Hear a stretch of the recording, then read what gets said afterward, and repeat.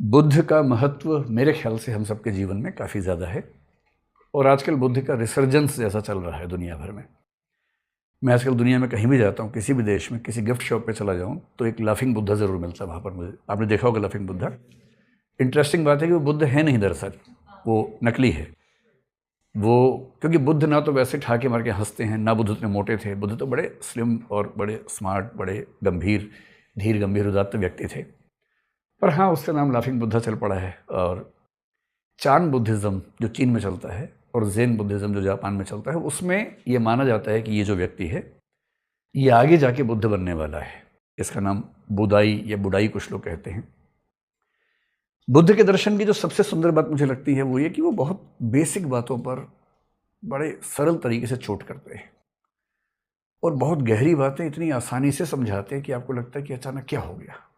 जैसे अगर मैं अपना एक्सपीरियंस बताऊं, मैं एक बार बुद्ध के बारे में पढ़ रहा था और वो ये था कि एक बार एक व्यक्ति उनके पास गया और उसने कहा कि हे बुद्ध, मैं अपने जीवन में खुशी हासिल करना चाहता हूं।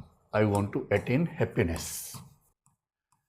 मैं हिंदी में ज़्यादा बोलूँगा, लेकिन आप लोग जहाँ भी दिक्कत आए अंग्रेजी में पूछ सकते हैं मुझसे, ठीक है। तो उसने कहा हे बुद्ध, मैं खुशी हासिल करना चाहता हूँ। तो बुद्ध की सबसे मारक अदा थी कि वो मुस्कुराते थे। अक्सर जवाब देने के बजाय मुस्कुराते थे सिर्फ कि इसी में समझ लो बात।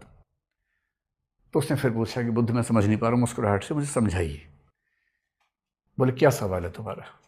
बोले मैं खुशी हासिल करना चाहता हूँ, मैं आनंद हासिल करना चाहता हूँ। बोले ठीक है।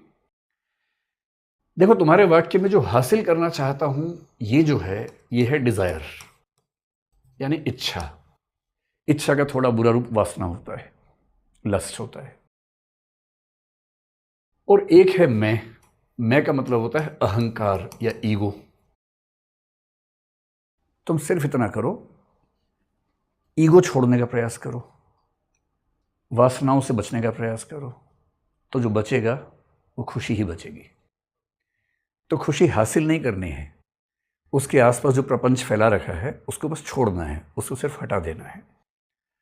तो इतनी मारक बात जब इतनी सिंपल लैंग्वेज में आपके सामने आती है, आपको लगता है कि ये आदमी साधारण तो नहीं रहा होगा। सीधी सी बात है ना।